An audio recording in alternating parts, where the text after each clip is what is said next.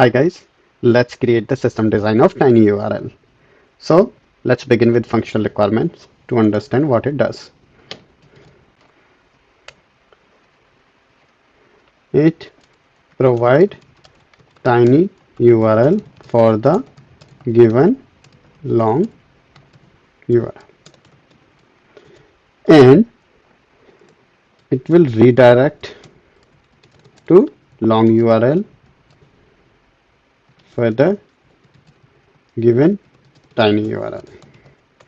And third will be TinyURL will have lowercase alphabets, uppercase alphabets, and they will include numeric numbers. So I think this seems like pretty reasonable functional requirement from TinyURL point of view. So let's go to step 2, and step 2 will be non-functional requirements. Non-functional requirement.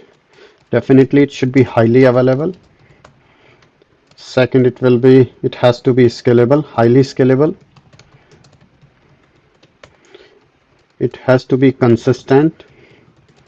So for the given long URL, it should give the same TinyURL. And then fourth will be latency, should be low latency. So I think these are good enough non-functional requirements. So let's do the step 3, which is capacity math or back of the envelope estimation. Let's make certain assumptions here, as we always do in our all system design sessions. So let's say 10 million URLs daily. Next, average URL size, let's call it 100 bytes. So URL size. One more thing in the functional requirement, let's say we will store 10 years of data here. So your URL data size will be 10 million, 10 into 10 raised to power 6 into 100 bytes stored for 10 years. So daily data multiplied by 365 into 10. So how much it coming out will be? Let's do a little math. So it will be 3.65 into 10 raised to power 12 bytes. So let's do quick math. 10 raised to power 3 byte is 1 KB, 6 is 1 MB, 9 is 1 GB, and 12 is 1 TB. So this is 3.65 TB data. So this will be our data, and let's see how much data flow per second. 10 million data into 100 byte, that is per day, divided by 24 into 60 into 60, which is like 24 into 60 into 60. It's like approx something 80k something. So I round off these values to simplify the calculation, and I say it 10 raised to power 5. So it will be 10 KB data per second. So 10 million writes happening per day, which is approx 10 to 12 writes per second. So this is definitely heavy write and heavy read, and we need sharding because we want ultra low latency here. So we need sharding, and so maybe we can use DynamoDB here. It will give us everything. DynamoDB can store data up to 4 KB, and here URL size is 100 bytes. It's very small, so I think DynamoDB is most suitable here. But if budget does not allow, we are looking for something which is free, then we can go for Cassandra also. But for this video point of view, I am picking up the DynamoDB, and you can look in my video where I explain what all different things we should consider when we are picking up a database. So let's go to next step, step 4, that is we talk about APIs here. So API will be, first requirement is provide TinyURL for the given long URL. So it will be get TinyURL for user ID, user ID, and long URL, and then there will be another redirect to long URL, so it will be get long URL for the given tiny URL. These two APIs I can think of here based on our functional requirements. So guys, I think we talked about functional requirement, non-functional requirement, capacity math, and APIs. We have completed our 4 steps. So deep dive into design. So here is user, and user will send the long URL to TinyURL building. TinyURL building service will run the algorithm and will send the URL back to user and store the URL in the database. And we talked about that. The DB we're gonna use is DynamoDB. So this is kind of how data will flow. So now let's talk a little bit about the algorithm. What algorithm gonna TinyURL building service use for URL shortening? So there are different algorithms we can use depending upon our requirement. Here we will talk about the two most popular one. First is hashing and second is base 62. So let's begin with hashing. So in the hashing, there are like different hashing functions what we can use, like CRC, 32, SHA, MD5, depending on upon our need, because each algorithm returns a different size of results. So depending upon our need, we can choose the right hashing function. So let's call a we picked up a function fx. If fx will run on long URL and will return a shorten URL. Rather shorten, it will return a hashed result. So the question comes, what is our requirement now? If our requirement is that we want a fixed length of URL, which is maybe like, let's say, uh, six character or 7 character, then what we can do, we can pick first 6 character from hashed results.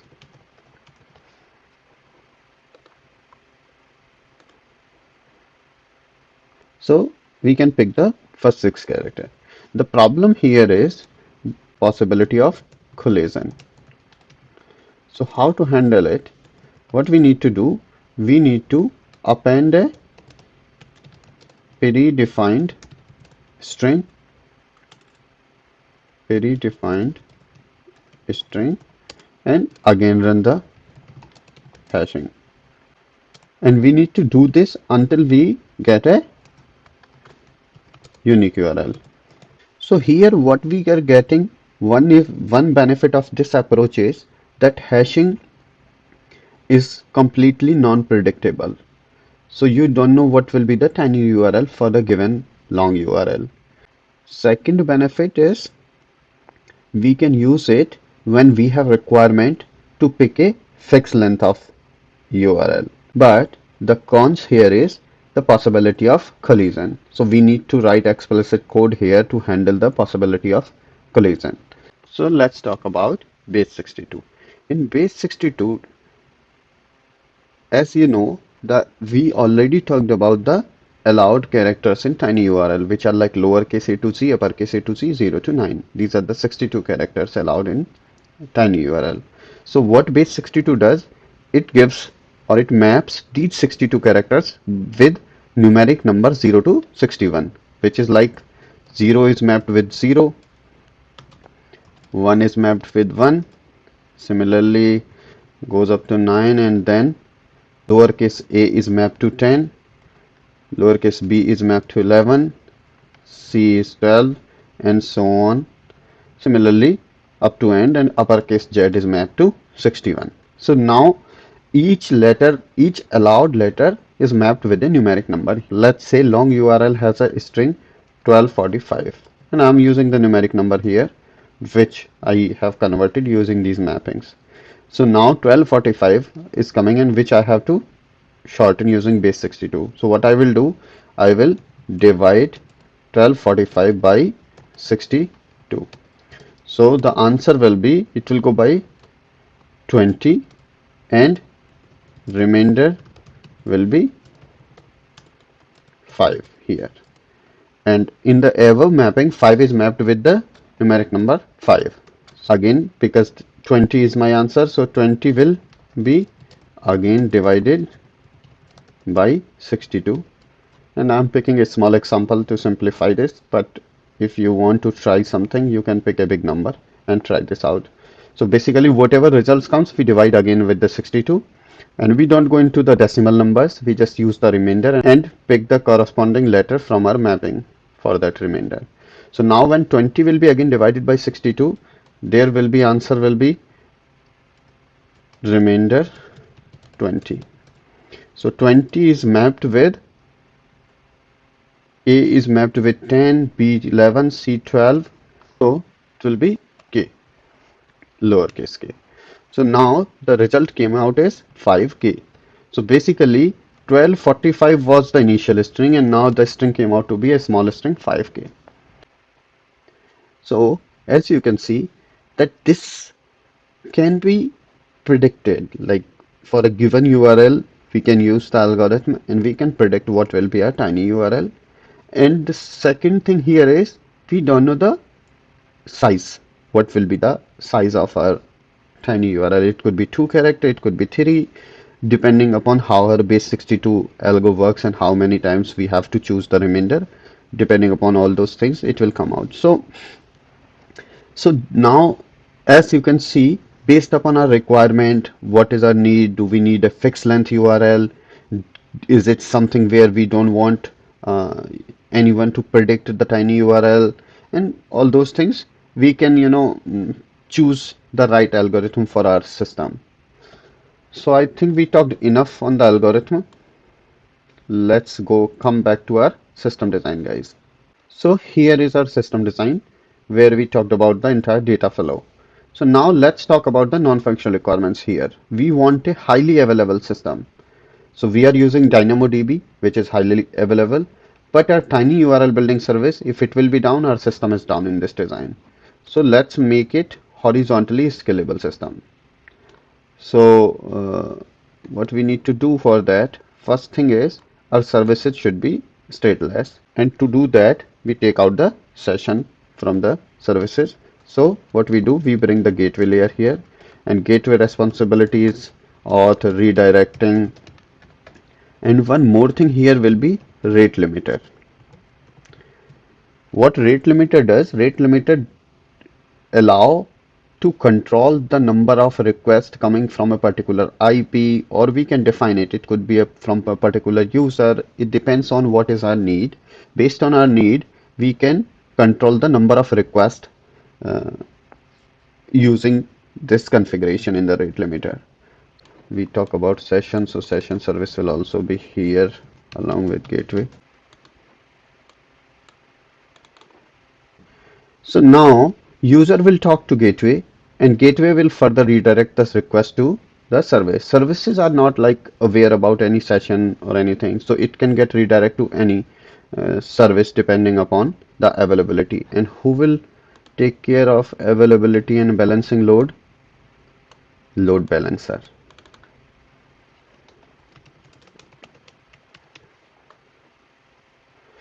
So now our service is horizontally scalable. So let's run the function requirement again. User send the URL. Tiny URL building service build the tiny URL, save it in the database, and send it back to user. Perfect. Now the question comes, if the user send the tiny URL and want to get the long URL back, so what will happen? User is sending the tiny URL. So there will be another service for that, which will be return long URL. So what it will does, it will look in the database and find the long URL for the given tiny URL and send it back to the service. So now user has the long URL. So here one more thing I want to talk a little bit, which is like what kind of redirect gonna happen further. So there are two options. One is 301 redirect. In 301 redirect, use all subsequent requests will go direct to the long URL. So our service gets a tiny URL, we return back, this is your long URL, and with the 301 redirect. Now application will further talk, or all the subsequent requests will go onto that long URL. The second option here is 302 redirect. What it does, here all subsequent requests will also come to our service, also reach to URL shortening service. So this return long URL we were talking, this will also be horizontally scalable service. So now if you see, our system is highly available. We have handled the fault tolerance. Second requirement we have is highly scalable. So we have our system is horizontally scalable. We are using the DynamoDB, and we can implement here the geo sharding in our DynamoDB. How it will work. So basically, if there is a server for a particular application having a URL abc.com is placed here in the US, then the tiny URL data corresponding to that particular long URL is better to keep in the US rather having it at some other place and introducing more delay into the system. So we will have the geo sharding where data will be geographically located at different locations based upon the most suitable place. So we will have the geo sharding here. So now we know our system is highly scalable. So let's go the third non-functional requirement, that is consistent. So our data, once the tiny URL building service will create a small URL sent back to user, it is saving to DynamoDB. And every time the request will come for that with the tiny URL, that it will return the same URL what was created earlier. So it is consistent. And then latency. So for latency, when a request comes to return long URL, rather going in DynamoDB, what we can do here, we can have a caching, a persistent caching Redis. So in this way, what it will do, it will just quickly look into the caching. Is the URL available? If it is available here, it will return back quickly. If it is not, then it will fetch from the database, update the caching, and use it further. In that way, our response will be super quick. So I think we have the latency also. So it looks like a good design, guys. Uh, yeah, it's pretty reasonable. So thank you so much, guys. And if you like the video, please don't forget to subscribe my channel. And I would love to hear your feedback in comments. Also, if there is a particular topic you want me to create design, let me know. I will work to have it ready for you. Thank you so much.